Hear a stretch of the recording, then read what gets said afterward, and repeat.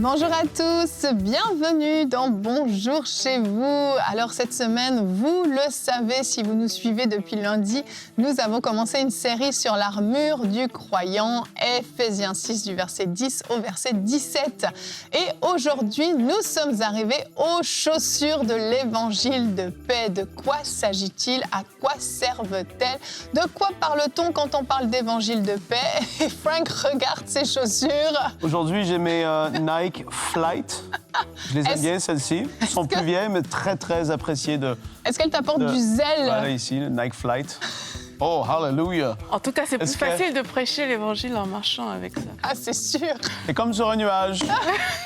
Toi, Aurélie, tu as des... Parce qu'avec les miennes, je marche, mais je ne marcherai pas très vite, je pense. Ouais, c'est pas la chaussure qui va être fissurée, c'est le talon qui va casser. Tu vas pas à guerre avec ça. Ou tu t'enfonces sur le champ de bataille. clair. T'es coincé. Cours, Aurélie! Cours! Est-ce que tu arrives même à marcher avec ça? Il fut une époque où je marchais vraiment beaucoup avec des talons, mais ça change. C'est bien, t'es revenu sur Je la terre. rétrograde un tout petit peu. Prions pour Aurélie maintenant. Ah, je saurais même pas comment enfiler mon pied dans de tels talons. En tout cas. Sans blague, tu vas sur le gazon, c'est sûr, ça fait ça. Mais ça rentre dans la terre. Un jour, Les agriculteurs s'en je vais faire servent. un piège d'une certaine manière, je veux le voir arriver. Tu vas mettre des barrières devant l'entrée de MCI bétonnées pour qu'elles soient obligées de Aurélie, retourner viens par de ce le gazon. côté-là. Ah oui, Frank. Je viens en basket au travail, moi. En tout cas, on ne parle pas des Nike de Frank, des chaussures à Elle est talons. souvent en sandales, d'ailleurs, aussi, Aurélie. Ouais, C'est vrai. ça c'est mon souvenir d'Afrique préféré, c'est les sandales. C'est vrai que c'est confortable, ça. Là, tu vois, je te comprends plus. Des gogoons. Aujourd'hui, on parle des chaussures de l'évangile de paix. Et Aurélie, tu vas nous dire de quoi parle-t-on quand on parle de cet évangile de paix dans la rubrique Réponse d'experts. Eh oui, de quoi parle-t-on? On parle de quelle paix au juste? On va voir que quand on parle de paix, il y a beaucoup de choses dans ce sujet-là. Tu as été toi-même surprise en préparant ta rubrique? Ben, il y a des choses qu'on sait, mais quand on réussit à mettre ça, pour moi, dans des cases, à mieux les comprendre, je trouve ça super. Ouais, ça vaut la peine de s'arrêter. Ça vaut la peine. Et on va comprendre quand on dit Jésus, le prince de paix. C'est quoi? Hâte de t'entendre. Bon, c'est parti. Frank, je ne sais pas si tu vas tout à fait respecter la thématique dans ta pensée. Il y a vraiment beaucoup de Je suspense. vais parler de quoi, là? Des chaussures, toujours. On n'a pas Je vais aller changé. chercher un verset. D'accord. Pendant que Frank cherche, jingle pensée du jour. Hein.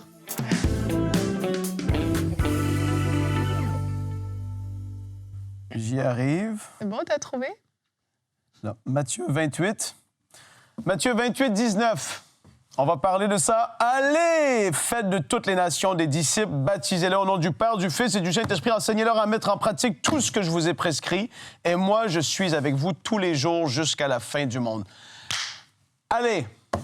Et ça, si tu vas et t'es nu-pied, ça va être longtemps, comme on dit. Ça va être... Ça, c'est une expression bien québécoise. Ça va être longtemps. Quand c'est longtemps, c'est vraiment long. Et tu veux pas aller en étant mal équipé. Et parce que il y a cette réalité où est-ce que, blague à part, Éphésiens 6,15 dit « Mettez comme chaussure à vos pieds le zèle pour annoncer l'évangile de paix. » Mettez comme chaussure à vos pieds le zèle pour annoncer l'évangile de paix. On parle ici d'aller pour annoncer l'évangile. Donc là, quand on est dans cette réflexion de... c'est pour ça que j'ai cité Matthieu 28. Jésus dit « Allez, faites de toutes les nations des disciples ». C'est parce que la vie chrétienne, c'est pas une vie où est-ce qu'on est stationnaire, où est-ce qu'on stagne et où est-ce qu'on garde la grandeur de la grâce et de l'amour de Dieu et ce qu'on a vécu personnellement, qu'on la garde pour nous-mêmes. On est appelé à aller et de partager cette bonne nouvelle. Et non seulement pour partager la bonne nouvelle, mais juste le fait, quand tu te dis, on parle de l'armure du croyant, tu dois te rappeler que ta vie sur la terre, peu importe quel âge tu peux avoir aujourd'hui et combien d'années il peut te rester si le Seigneur tarde, la vie chrétienne, c'est comme un marathon. C'est quelque chose tu dois être stable et constant dans le temps. Et si tu n'as pas les bonnes chaussures à tes pieds, d'ailleurs pour annoncer l'Évangile, mais juste pour pouvoir durer dans le temps, ça va être compliqué. Paul dit dans 2 Timothée 4,7, « J'ai combattu le bon combat, j'ai achevé la course. J'ai achevé la course, j'ai gardé la foi. » Aujourd'hui, tu te trouves où par rapport à ta marche chrétienne? Premièrement, est-ce que d'une façon ou d'une autre, tu annonces l'Évangile? Est-ce que tu es en train de... Est-ce que le zèle d'annoncer l'Évangile est toujours présent dans ta vie? Hier, on a parlé de la cuirasse de justice. Est-ce que cette conscience que tu es justifié en Jésus, est-ce qu'elle fait partie de ta vie? On a parlé de la ceinture de vérité. Est-ce que tu marches dans la vérité? Et là, est-ce que le zèle pour annoncer l'Évangile fait encore partie de ta vie? C'est de ça qu'on va parler aujourd'hui parce que c'est important. On doit foncer, courir, et tu ne dois pas reculer alors que l'ennemi va vouloir attaquer.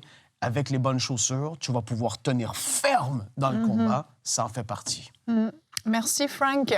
Effectivement, quand on pense à une armure d'un soldat, alors là, on était sur l'armure du soldat romain, mais si on actualise un peu et on pense à un soldat de notre époque, les soldats ont des chaussures spécifiques. Le but, c'est qu'elles puissent aller sur tout type de terrain, que le pied soit confortable à l'intérieur. Si au bout de 2 mètres, tu as des ampoules, ça va être effectivement compliqué. Elles doivent te permettre de tenir ferme. Tu ne dois pas te tordre la cheville au moindre pas. Avec les chaussures d'Aurélie, on l'a vu, c'est beaucoup plus compliqué. Tu te tords la cheville, tu te la casses en 2, littéralement. C'est terrible. Tu tombes de haut. C'est sûr. Et donc, on voit que la notion de chaussure dans une armure, dans un uniforme, si on veut l'actualiser, elle est hyper importante. Tu pars pas n'importe comment, mais dans la vie de manière générale. Tu vas pas, je sais pas, faire une randonnée avec des petites sandales ou des tongs. À un moment donné, c'est de la logique. Dans la vie chrétienne, on est appelé à marcher, mais appelé à marcher dans toutes sortes de terrains. Quand on répand l'Évangile, ça peut être au travail, c'est un terrain. Notre famille, c'est un autre terrain. Nos voisins, un autre terrain. Mais là encore, ça peut être face à une religion différente. C'est un autre terrain, un terrain peut-être plus hostile. Face à je sais pas, des personnes vraiment de mauvaise vie. Ça peut être face à de grands religieux extrêmement fermés. Tous ces terrains-là, tu dois être prêt et tu dois conserver ton zèle malgré tout. Même s'il y a de l'offense en face, on commence à t'attaquer par rapport à ça. Tes chaussures doivent te permettre de tenir ferme, tu le disais, de ne pas reculer par rapport à peut-être l'oppression qui peut arriver en face. Prendre du territoire. Exactement. Et donc, ces chaussures sont indispensables. Et quand on parle de la vie du croyant, bien sûr, c'est la grande mission que Dieu nous a donnée. Tu l'as lu dans Matthieu 28. On va la lire dans Marc 16. C'est sensiblement la même chose. Donc, puis Jésus leur dit, « Allez par tout le monde et prêcher la bonne nouvelle à toute la création. » C'est notre rôle et effectivement, si on n'est pas bien équipé et bien chaussé, ce qui risque d'arriver, c'est que notre zèle, parce qu'il y a cette notion de zèle qui est importante, le zèle, faut l'expliquer, je pense, le zèle, c'est une volonté, une assurance, un désir profond de prêcher l'Évangile. C'est une énergie même, je ne sais pas comment l'expliquer, peut-être vous avez une façon de l'exprimer mieux que moi. Déjà, peut-être, on pourrait dire un mot un peu plus facile, motivé. T'as envie, voilà. Tu désires, mais des fois, c'est que, en fait, tu désires plus vraiment. C'est ça la vérité. Et c'est ça la vérité. Et la vérité pour ceinture. Et... tu embrouilles tout le monde, là, Frank. Non, la vérité, on en a parlé cette semaine. Tu t'alignes avec ce que dit la parole de Dieu. La parole dit, Paul dit à Timothée, prêche la parole en toutes circonstances, situations, que ce soit favorable ou non, prêche la parole. Annonce l'Évangile. Et là, c'est là qu'il faut se donner des fois un gros coup de pied avec les chaussures d'un autre, parce qu'on doit se dire à un moment donné, c'est pas une question de « mais j'ai plus le zèle ». Mais est-ce que peut-être le zèle va pas venir dans le fait de faire et de voir un fruit? Rappelle-toi au début. En le faisant. Tu le faisais, tu venais de rencontrer Jésus, tu le partageais à tout le monde. Il y en avait qui comprenaient pas trop, il y en avait d'autres qui disaient « Ah ouais, je veux découvrir ». La joie d'amener une âme au Seigneur ou de parler à quelqu'un de Jésus, une personne qui ne marche pas avec lui, d'échanger avec cette personne-là, va t'amener une joie qui, pour moi, est peut-être la plus grande que tu peux expérimenter. Je ne peux pas décrire la joie et la motivation que ça va t'amener de vouloir le refaire à nouveau. Mais le problème, c'est que souvent, ça fait trop longtemps et c'est plus là. Mais le fait de se dire, non, la parole, c'est la vérité, il me demande de le faire, à un moment donné, il faut que j'active dans cette dimension-là du soldat dans l'armée du Seigneur, où est-ce que je dois aller et moi aussi porter ma part. C'est pas juste à l'évangéliste, c'est pas juste à UMCI, c'est pas juste au pasteur, t'as quelque chose à faire aussi. Et à force de faire, tu vas voir, on peut pas décrire cette joie. Est-ce que vous arrivez à décrire cette joie quand vous parlez du Seigneur à quelqu'un? C'est fou, ouais. Comment après ça, tu redis ce que tu as vécu avec les autres croyants autour de toi, au travail, à l'église. « Ah, j'ai partagé l'Évangile cette semaine, le frère, il était ouvert. » En fait, t'es fier même de dire que tu as fait ce que Jésus t'a demandé de faire. Et ça, ça vient en le faisant. Et je pense qu'il faut l'entretenir. J'aime beaucoup le fait qu'on ait parlé de zèle. Tu vois, c'est comme c'est cette force, cette énergie qui te pousse à le faire. Et sur ce chemin-là, la Bible dit ils sont beaux les pieds de ceux qui annoncent la bonne nouvelle. Tu vois, et il y a aussi ce passage où la Bible dit que vous marcherez, parce qu'on parle de marcher aussi, la chaussure sur les serpents, les scorpions, sur toute la puissance de l'ennemi. Et tu vas voir que alors que tu revêts ces chaussures-là, en fait, tu es équipé pour marcher sur la puissance de l'ennemi. Tu vas rencontrer peut-être des gens qui sont liés par des démons, mais tu es équipé par rapport à ça pour chasser ces démons-là et pour pouvoir apporter le message de l'Évangile. Tu es équipé devant des situations qui semblent complexes, des choses que naturellement, peut-être tu aurais fui, mais le Seigneur, il t'équipe parce que tu as cette chaussure qui est à tes pieds, qui permet au Seigneur de fonctionner avec toi. Donc, moi, je vois ça aussi comme ça, tu vois, et je vois ça aussi parce qu'on parle du salut, mais tout le salut que Dieu a offert. Tu vois, il y a la dimension de « je prêche l'Évangile », mais même la dimension de « OK, je peux aller parce que je vois que ma sœur peut-être est malade. Je sais que ça fait partie du salut. Et puis, je viens prier pour cette personne-là avec foi, que le Seigneur touche cette personne-là. Et c'est aussi une façon de répandre l'Évangile, de répandre ce que le Seigneur a fait. Et je pense qu'on ne doit pas se limiter et avoir toujours ce zèle. Tu vois, ne pas se laisser juste amener par la vie ou bien dans nos activités quotidiennes et oublier qu'on a une mission sur la terre qui est vraiment de prêcher l'Évangile. On parle pas de discuter, tu sais, le fait de se mettre à l'œuvre ou en action, comme on l'a dit, tu n'as plus le zèle, tu le ressens plus. On parle ici que ça va... Qu'est-ce qui va venir? Le zèle d'annoncer l'Évangile. C'est pas le zèle d'avoir des débats théologiques qui va venir. Parce que beaucoup de gens vont vouloir entrer là-dedans, ils vont dire, mais moi, je parle de la parole, mais tu es toujours dans des histoires de pinaillage, de choses, Je me rappelle, juste fin de l'année dernière, tous les amis de l'île Maurice, il y en avait qui étaient à la croisade d'évangélisation qu'il y avait eu là-bas. Quand je voyais les milliers de personnes venir à Jésus, mais tu te dis à ce moment-là, c'est pour ça qu'on vit. C'est pour ça que le Seigneur nous envoie. C'est pour ça que tu vois des gens qui sont touchés, qui pleurent par l'amour de Jésus, qui viennent d'entendre et ils se disent, moi, je veux goûter à ça. Et tu te dis après, ça, c'est le message. Quand tu partages ça, tu te dis, c'est pour ça, en fait, qu'il nous a gardés sur la terre. C'est pas pour qu'on soit béni, béni, béni, béni. C'est parce qu'il y en a d'autres qui ont besoin de l'entendre. Et c'est pour ça que Paul le rattache à l'annonce de l'Évangile, parce que c'est une priorité. Avant de te donner la parole, Aurélie, j'ai une petite anecdote à partager qui m'a beaucoup touchée. C'est une maman qui est dans mon église et sa fille, en fait, a été hospitalisée. Elle avait une fièvre énorme, une douleur pas possible. En fait, elle a fait une crise d'appendicite. Et en fait, donc, cette maman s'est retrouvée pendant 2 jours à l'hôpital avec sa fille. Elle m'a contactée pour que je prie pour sa fille. Bref, à un moment donné, elle voit une femme dans la salle d'attente qui pleure, qui pleure, qui pleure. Elle se dit, elle a sûrement perdu quelqu'un. Elle est là, elle attend. Donc, elle décide d'aller la voir pour la consoler. Cette femme, en fait, était dépressive, mais une dépression monumentale. Depuis que son compagnon l'avait quittée, elle était au fond du trou. Elle ne dormait plus la nuit. Ça faisait 2 ans qu'elle n'avait plus pu travailler parce qu'elle ne dort pas la nuit. Elle était dans une détresse immense. Cette sœur de l'Église a commencé à lui prêcher l'Évangile. Alors que sa fille est malade, en souffrance, elle a fait ce que Dieu lui demandait de faire. Elle a prêché l'Évangile à cette femme qui n'avait jamais entendu parler de ce message-là. Elles ont échangé leurs coordonnées le lendemain matin. La femme dépressive appelle la sœur de l'Église et lui dit, pour la première fois depuis 2 ans, j'ai dormi toute la nuit. Wow. J'ai appelé mon patron ce matin, je lui ai dit, je viens travailler. Ça faisait 2 ans qu'elle ne dormait plus. Merci. Et bien entendu, cette sœur va continuer à entretenir. Mais tout ça pour dire qu'il y a des milieux, des fois, où tu te dis, ben non, c'est pas le moment, je suis pas là. Si, le Seigneur peut t'utiliser. Si tu as ce zèle, en fait, le Seigneur va mettre sur ta route des personnes et tu vas être un instrument puissant. Et on va voir maintenant de quel évangile de paix on parle. On veut répandre cet évangile, mais de quoi on parle exactement avec Aurélie dans la rubrique Réponse d'experts.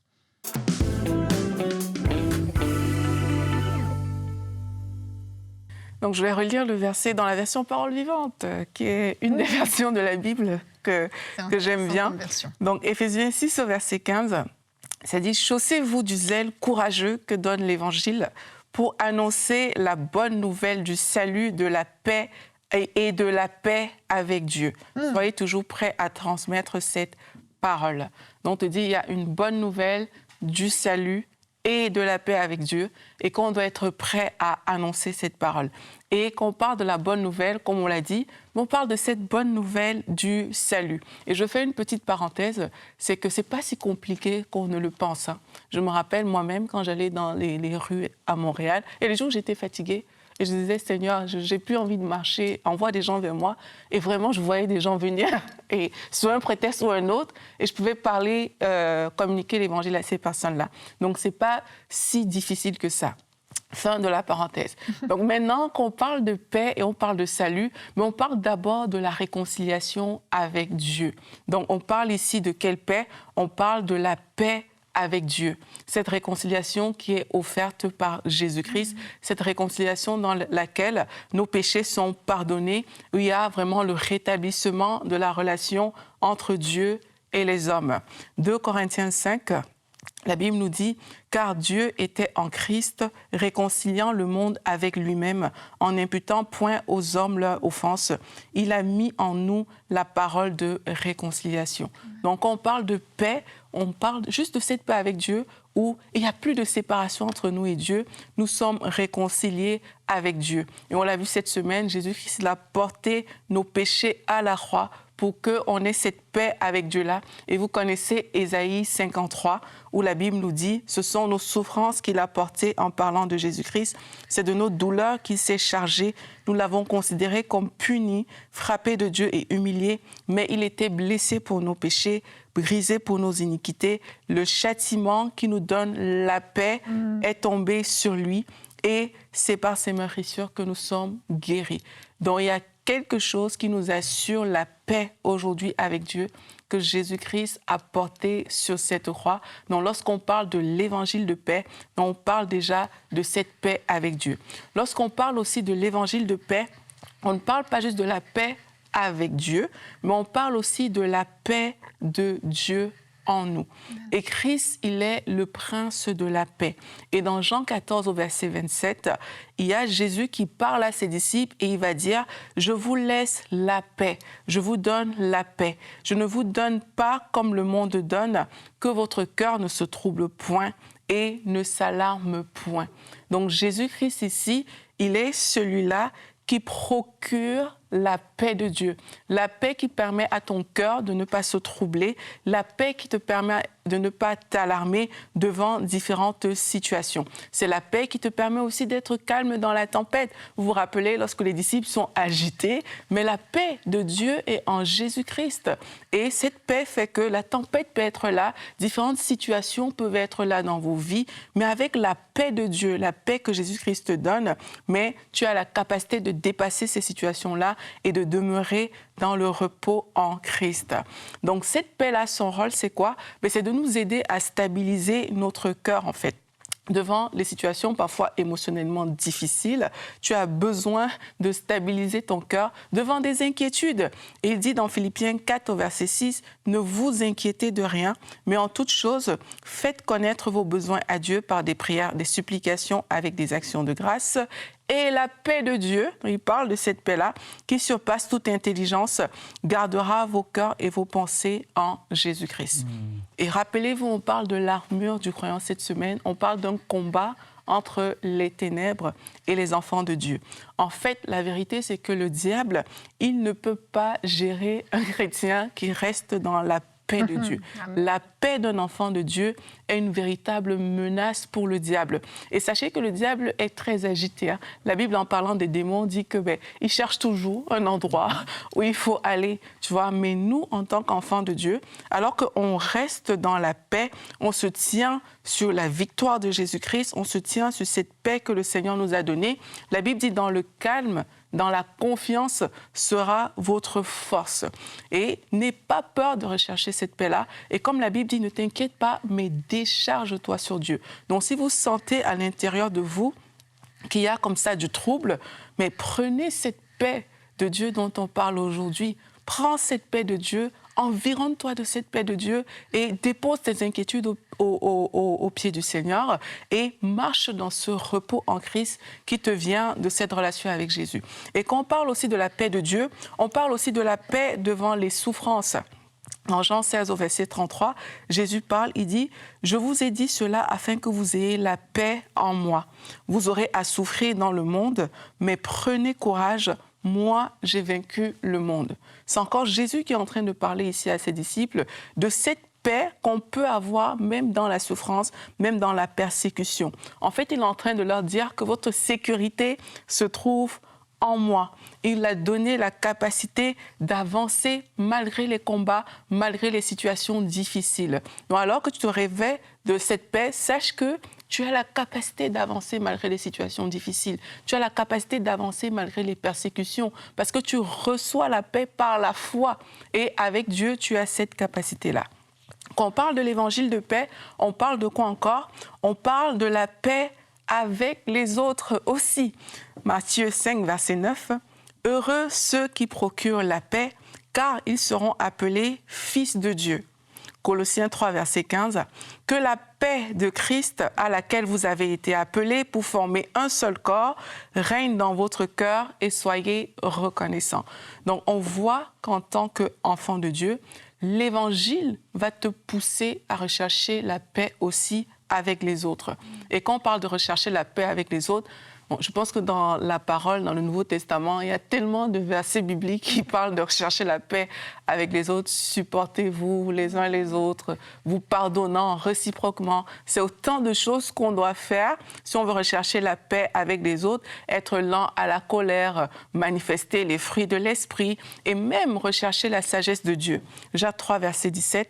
La sagesse d'en haut est d'abord pure, ensuite porteuse de paix. Dans la sagesse de Dieu, il y a une paix qui vient avec ça. Elle est porteuse de paix, douce, conciliante, pleine de compassion et de bons fruits.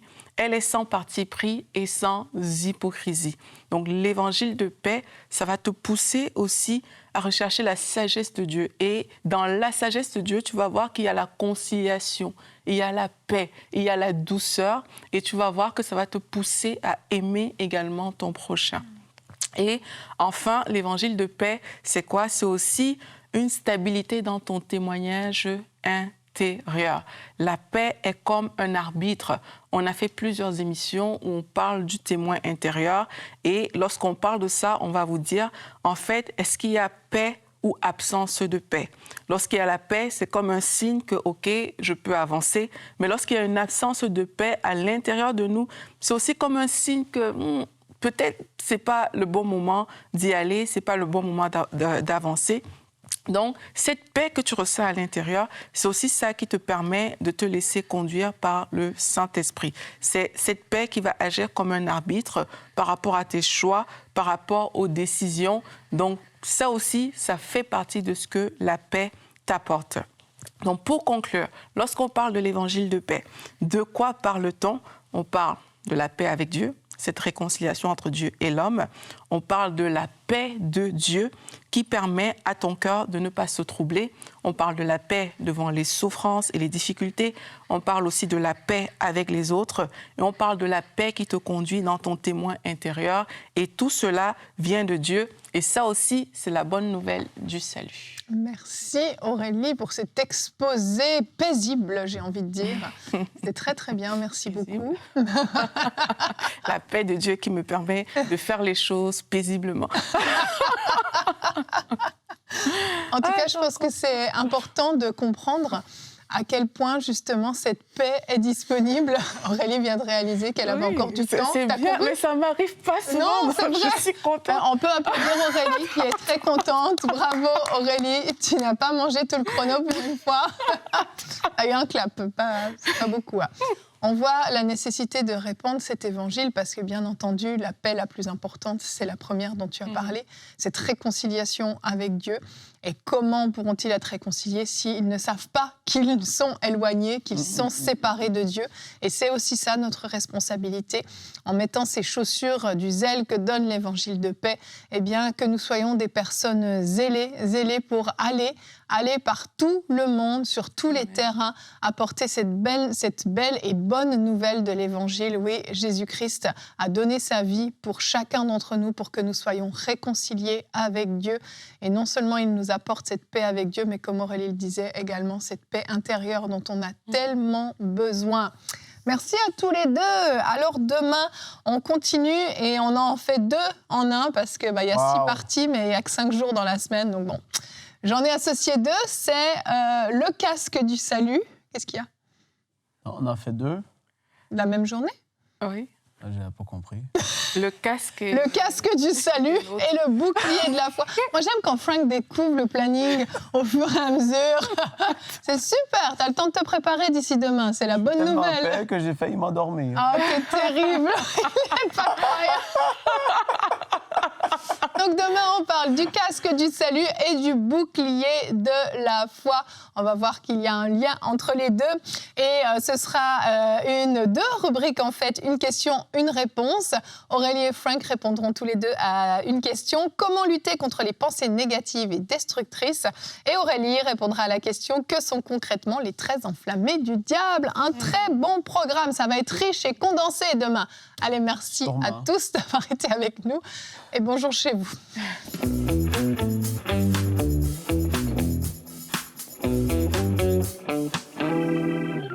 Hello, hello mon ami, ici Yanis Gauthier en direct du centre EMCI.